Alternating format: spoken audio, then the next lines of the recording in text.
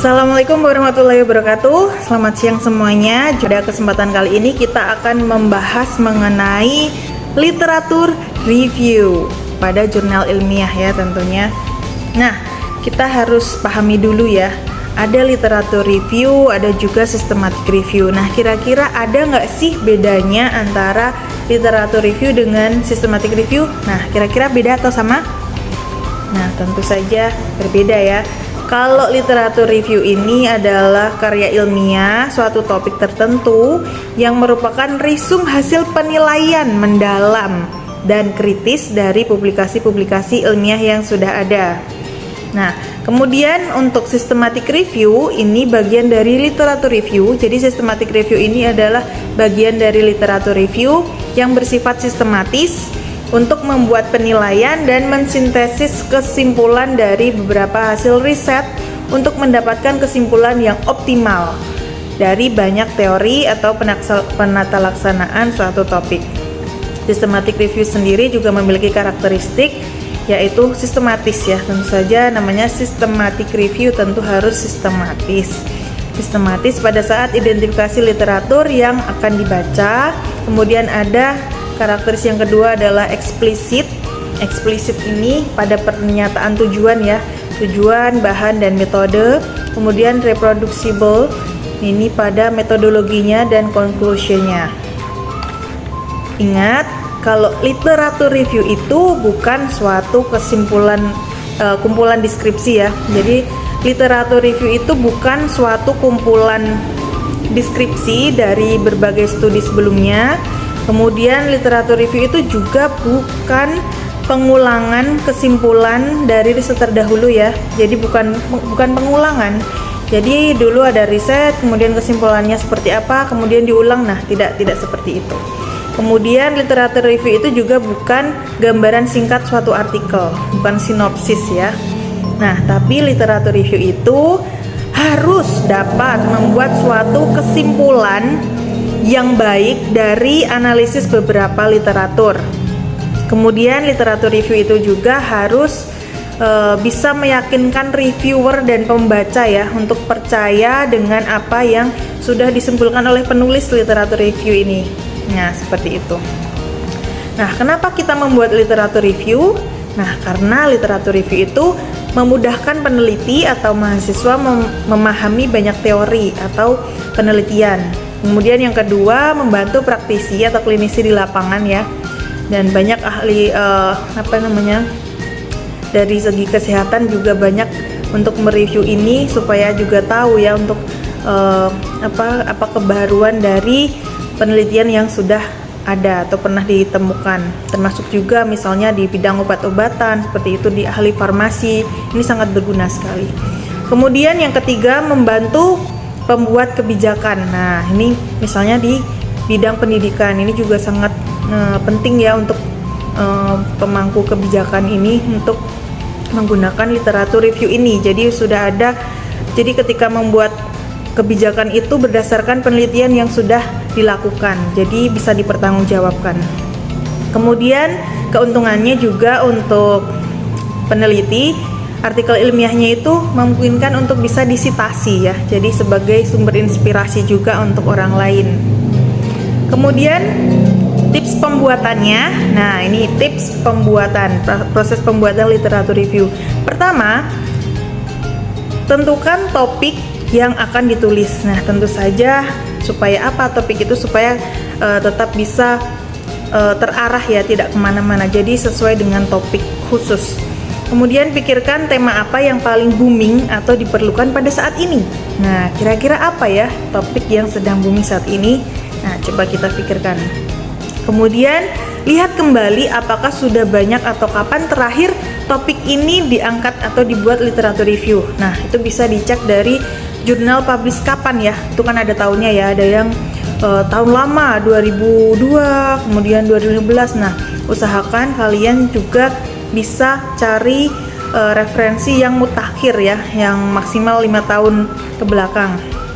Kemudian yang kedua, cari jurnal yang akan kita tuju. Nah, yang pertama tadi apa? Tentukan topik. Kemudian yang kedua, cari jurnal yang kita tuju. Nah, sesuai topik ya, tentunya berdasarkan variabel yang akan kita kaji. Nah, prediksi peluang untuk diterima termasuk informasi apakah jurnal tersebut menerima review atau systematic review, karena beberapa jurnal juga ada yang tidak menerima literatur review ya, jadi harus dicek dulu jurnalnya. Kemudian cek pada Simago, Scopus, web jurnal atau berdasarkan pengalaman kolega dan seterusnya. Kemudian yang pertama tadi topik, kedua cari jurnal yang akan kita tuju, yang ketiga lakukan langkah penulisan literatur review. Nah, langkah-langkah penulisannya, yang pertama mulai dengan mengumpulkan jurnal-jurnal terkait.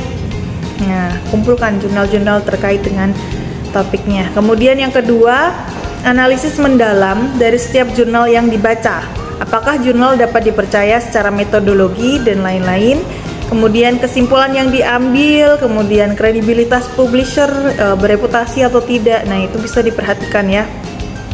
Kemudian yang ketiga, mulai membuat outline. Nah, outline ini penting sekali ya, apalagi dalam kalian menyusun penulisan ini, outline yang akan ditulis dalam review. Nah, dari pendahuluan sampai kesimpulan. Perhatikan contoh review pada jurnal yang akan dituju. Nah, setelah kalian temukan jurnal yang akan dituju, nanti setelah itu baru dilihat ya, nanti ada template-nya. Kemudian yang keempat, yang pertama tadi mengumpulkan jurnal, kemudian yang kedua analisis mendalam, yang ketiga membuat outline, yang keempat mulai menulis. Nah, segera cepat menulis review, kemudian tulis apa saja yang sudah di dalam kepala. Akan lebih mudah memperbaiki apa yang sudah ada di kepala kalian daripada masih belum tahu apa yang ingin kalian tulis. Nah, kemudian yang kelima, buat kesimpulan. Nah, ini yang baik, buat kesimpulan yang baik. Yang baik berdasarkan urutan pemikiran yang telah ditulis. Jadi sudah harus dipikirkan sejak awal ya, mau dibawa kemana pikiran para reviewer atau pembaca ini. Nah, kemudian ada penulisan.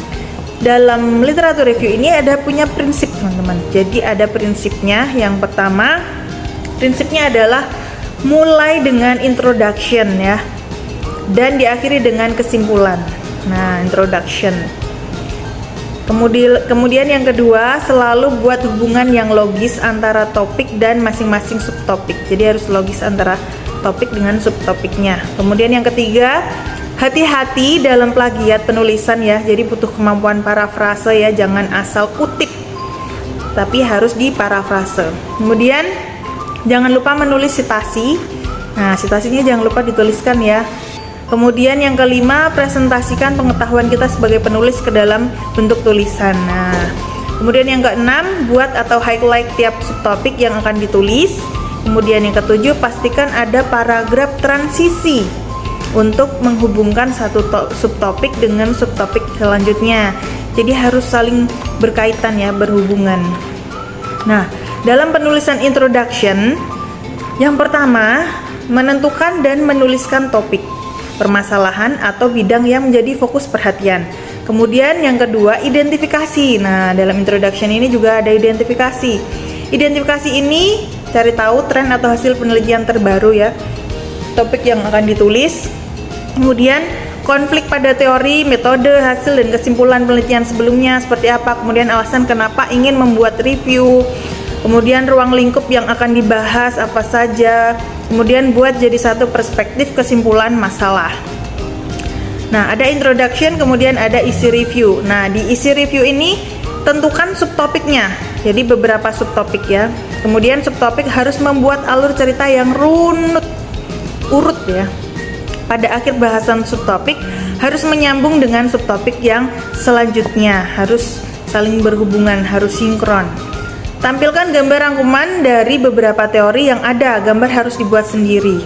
Kemudian ada resume dalam bentuk tabel, dan pastikan tiap tulisan harus dapat meyakinkan pembaca ke arah kesimpulan yang akan ditulis ya. Nah, itu tadi si review. Kemudian penulisan kesimpulan, introduction, isi review, dan penulisan kesimpulan. Penulisan kesimpulan ya. Nah, penulisan kesimpulan utama dari berbagai penelitian dan artikel penting tetap fokus pada tujuan dan introduction tadi. Nah, tambahan perlihatkan juga tambahannya. Misalnya kelemahan atau kesenjangan metodologi penelitian sebelumnya itu apa. Kemudian ketidakkonsistenan beberapa teori dan temuan. Kemudian masalah yang berkaitan dengan studi di masa depan serta rekomendasinya. Nah, itu sertakan untuk tambahan pada kesimpulan itu. Nah, kemudian ada 5 langkah sederhana untuk melakukan literatur review. Yang pertama, mencari literatur review yang relevan. Tentu saja, cari literatur yang relevan dengan topik Anda. Dalam konteks ini, literatur berarti sumber akademis seperti buku, artikel, dan jurnal tentang topik Anda. Nah, Anda perlu mencari database ya teman-teman, database ilmiah yang benar seperti dari Google Scholar, Scopus, Science Direct, dan sebagainya. Telusuri kata kunci dengan kata kunci khusus untuk membantu Anda memfilter dan menyaring hasil penelusuran. Atau juga teman-teman bisa pakai aplikasi Publish or Perish. Nah, itu sangat mudah sekali ya untuk mencari referensi. Kemudian tips yang kedua, langkah sederhana yang kedua adalah memilih sumber yang spesifik. Nah, jadi di langkah 2 ini evaluasi dan pilih sumber yang paling relevan dengan topik Anda. Anda mungkin tidak dapat membaca semua yang telah ditulis tentang topik tersebut. Setelah Anda mendapatkan sumber langkah 1, baca abstrak. Nah, baca abstrak untuk melihat apakah sebuah artikel tersebut relevan atau tidak. Nah, kemudian bisa juga pindah dengan bibliografi ya untuk menemukan sumber lain yang relevan. Teman-teman juga bisa memperhatikan jumlah kutipan di Google. Nah, semakin banyak berarti semakin baik, semakin banyak dikutip. Kemudian tips sederhana yang ketiga adalah identifikasi detail artikel. Step ketiga, identifikasi tema, diskusi, dan celah dari pembahasan artikel jurnal saat Anda membacanya. Buatlah catatan dan perhatikan hubungan antara berbagai sumber. Dengan cara ini, Anda dapat mengatur argumen dan struktur kajian literatur Anda dengan jauh lebih mudah. Beberapa hal yang perlu diperhatikan yaitu tren dan pola dalam teori, metode, dan hasil. Nah, tema yang dibahas atau kontradiksi studi dan kesenjangan yang berpengaruh. Nah, itu ya identifikasi detail artikel, diidentifikasi secara detail. Kemudian yang keempat, seperti tadi, membuat outline. Nah, step yang keempat membuat outline ini, ya ini membuat garis besar struktur literatur review kalian. Jadi kalian dapat membahas struktur literatur review dengan beberapa cara. Struktur ini bergantung pada apa yang Anda temukan dalam literatur dan apa yang Anda ingin tekankan. Nah, ada 4 pendekatan umum ya untuk menyusun kajian literatur ini. Yang pertama, kronologis, tematik, metodologis, dan menggunakan teori yang membahas teori model yang berlawanan. Kemudian yang kelima adalah menyusun literatur review, dan akhirnya ya cepatlah menulis ya. Pastikan literatur review Anda memiliki pendahuluan, bagian utama yang merangkum dan mensintesis sumber, dan kesimpulan sama seperti teks akademis lainnya. Nah, seperti itu untuk tips-tips sederhana untuk membuat literatur review ya. Semoga bermanfaat. Selamat mencoba. Saya akhiri, mohon maaf jika ada kata yang kurang berkenan. Billahi taufiq wal hidayah. Wassalamualaikum warahmatullahi wabarakatuh.